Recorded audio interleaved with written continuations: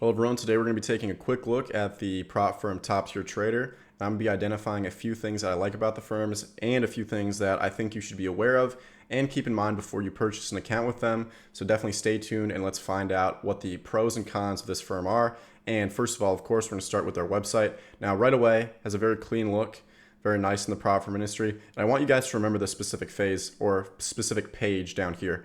So as you can see, this looks very similar to other prop firm home screens in terms of what you're looking for when, what does the challenge actually entail? 10% phase one, 5% phase two, and they do have options where you can drop that down to an 8% profit target in phase one as well, but more on that later. So as you can see here, everything looks fairly normal. We have all of these options you can enable on your account for a fee. And I just want you guys to remember this because I'm going to be referencing this at a later part of the video where I think something is missing off their front page of their website. Before we hop into the next part of the video, guys, full disclosure, I did take a challenge with Toptier Trader in the past, and I did happen to pass phase one, but ended up failing phase two. And I'm going to discuss some reasons I think that may have happened and kind of what rules or what hidden rules, better way to put it, kind of stopped me and cut me short in that challenge for my normal progression. So guys, to quick highlight some rules that I think are important to look at with this firm. They have these all in or nothing trading styles that are banned, gambling and betting behaviors that are banned, and they loosely define them, and I think that's on purpose because essentially what happens, since these are violations, if a trader loosely does gambling behavior and all in or nothing trading style, they're going to be able to deny payouts more, deny you from getting to a funded account, and I think stuff like this is written very vaguely on purpose on their website and their rules so that a trader has less chances to get to the funded stage. And it's kind of worrisome, and we're going to look at a few reviews that I've reviewed and my own personal story that kind of like makes me have second thoughts about how vague these rules are. But before we do that, let's actually hop into their specific lot size limit rules and what that looks like. All right, everyone, looking into the over-leveraging section, let's go ahead down and look at the triggers for what caused the over-leveraging violation.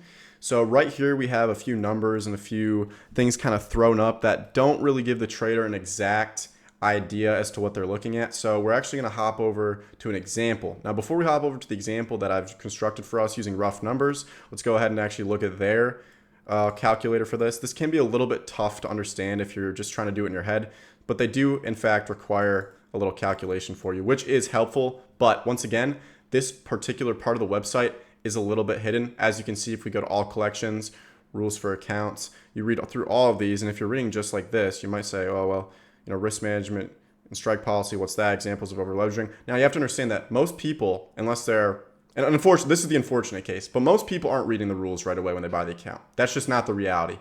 So most people are not reading the fine print either. So when people get to this after they had a kind of misstep in their account and they come down and finally read what was written kind of hiddenly, it kind of leaves them with a bad taste in their mouth, which we're going to hop over and look at some reviews in just a second. But once again, kind of finding three pages through there, and actually even more pages because you have to click on the FAQ section of their website. So going finally over to the over-leveraging section, let's take a look at how we can kind of calculate what's going on.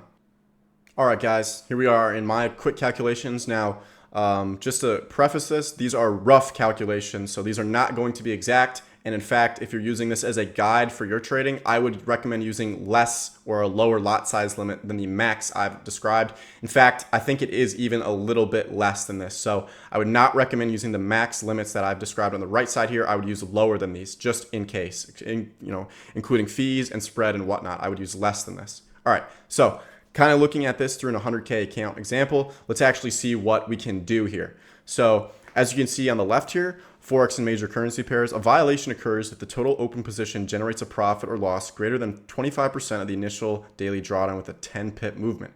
So doing some quick calculations, we know that $1,250 is 25% of 5,000, meaning that if I'm using Euro USD as an example, that means I can use at a maximum, and once again, I'm prefacing this, that you should be using lower than this, 12.5 lots on EU because a 10 pip movement in that at 12.5 lots will be $1,250 in profit or loss.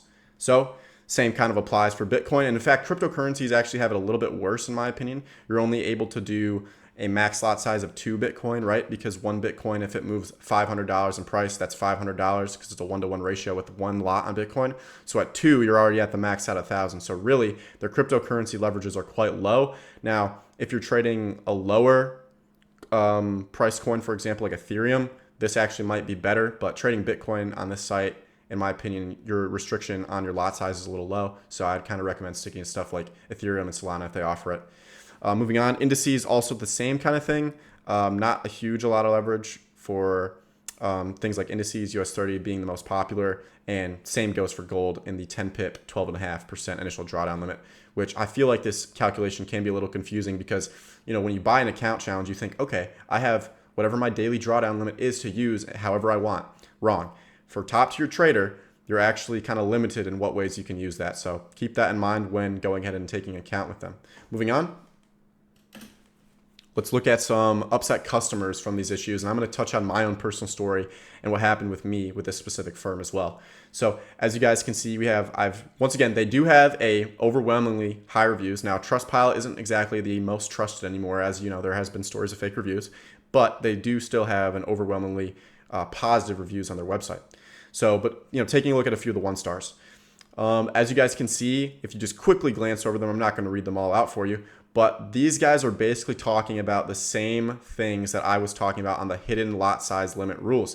They didn't know, right? They didn't read that part of the website because it's not advertised anywhere when they're setting up the challenge or on the front page, which is what most people only look at. Now, I understand that when you take a contract with a company such as this in prop trading, you are liable to read everything and understand everything fully. But once again, that is not commonplace in the industry for most individuals or most, average Joe to go ahead and read all the rules. Okay. So they kind of know what they're doing. They know they can get away with it because it technically is in the rules, but it's not really broadcasted on the front page of their website enough. So definitely be careful with that. But as you guys can see, once again, these guys are just talking about the loss limits and how that has negatively affected them. So going into my story. So essentially what happened is I was in a bit of drawdown on my phase 1 account. And I had I would call a sniper entry on Bitcoin. I remember this very specifically. And since I was getting low on my drawdown and I had about 3 or 4% left on the account, I saw that as an opportunity to kind of pile on the risk on Bitcoin. And I, in fact, did nail the exact bottom, used a lot of lot size, and that was able to get me back up out of drawdown into a slight profit, not enough to pass the account, but back into essentially the game, not losing the account. So I put on much more size than what was permissible.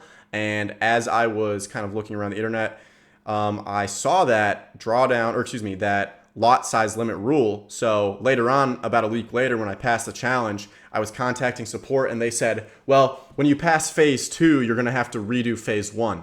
So going into phase 2, my psychology was already kind of messed up from this announcement. And I was not feeling good about phase 2 because usually when you get into phase 2, you have this mindset, okay, that I can slow down, that I'm going to be okay, that I only have to make 5%. That was not the case with me. I was feeling like I was even worse than phase 1. So because of that, that caused me to over leverage. And I feel like wasn't a good spot for me to be mentally. And I probably should have, stepped back and taken a better approach from that. But also at the same time, I wish I had known more clearly, or I wish I had had a better understanding of the rules when I bought this because, the advertisements I had seen on YouTube or Instagram, whatever, right? None of this was advertised. It was just advertised how, the standard advertisement of how you can become a professional trader, things of that nature. There was no hidden rules or the initial drawdown daily limit rules anywhere on anything I had seen until I passed phase 1. So that caught me for a surprise. And I don't want you guys falling for that same kind of trap. So be careful of that. But let's actually hop over quick to the pricing so you guys can see how this compares to other firms before we move on to my concluding thoughts. So one interesting thing that Toptier Trader actually does do is they offer the customizable challenges, which is a bit of a new thing in the industry. So if we look at everything they include, let's look at the max price here. It's going to be about $950 rounded, and their cheapest challenge is going to be about $499, about $500. Now, if I was constructing a challenge for myself, for example, let's say something I'd like to do, or maybe you would like to do as an average trader, let's kind of see what we would do here. All right. So news trading, if we want to hold through news, weekend holding, if we want to trade or hold our trades for the weekend, if we're a swing trader, I don't use an EA. I guess I could reduce this. I don't need to because, once again, I will keep in mind that if you reduce the profit target to 8, your max drawdown also reduces to 8. So I actually prefer to keep the max drawdown at 10 in the case that I were to be able to get a funded account with this firm. So 90-10 profit split, that might be attractive to some people, the 14 days. Now see, these things add up quickly. Like what you want can kind of change very quick what you're getting. So in terms of price. So for me, I might only select weekend trading and news trading, but for others, they might want other things. So let's say the average account in reality is going to be about $600 to $650 for the 100K account. Now, they do offer discounts going on. I think they range from about 10 to 20% as the industry standard. So you can take, $50 off, let's call it, right? So about $500 to $600 is going to be what you're looking at, depending if they have an even better discount going at the time, which could be the case. All right, guys, in my concluding thoughts for this prop firm, I will say that the hidden rules can be a big detractor from this firm. And in my personal experience, I probably will not work with this firm again just because the rules are a little bit too stringent when it comes to cryptocurrency trading. However, in terms of their payout structure, it is solid, and I do believe they have paid out. There's many videos of proof on social media and their website showing the payouts. So if you are able to get an account and stick by the rules, which do happen to be a little stringent, I would say this firm is okay.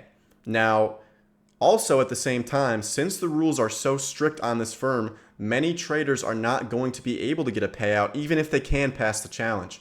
So I would recommend deeply looking into the rules on the website, which I will include a link in the description below for you guys to look at, to make a decision about whether or not, okay, should I spend my money on this as a trader going for this prop firm. Now, they are based in the US and they do offer accounts to US clients, so that is a bonus. But at the same time, you want to be very careful in the prop firm industry now as regulations tighten and kind of say, okay, where am I going to be able to choose a firm that I can stay with that doesn't get shut out? All right, thank you guys for watching the video, and if you guys have any extra questions, please leave them in the comment section down below, and I'll try to get back to you on that. All right, thanks guys so much, and I'll see you guys in the next video.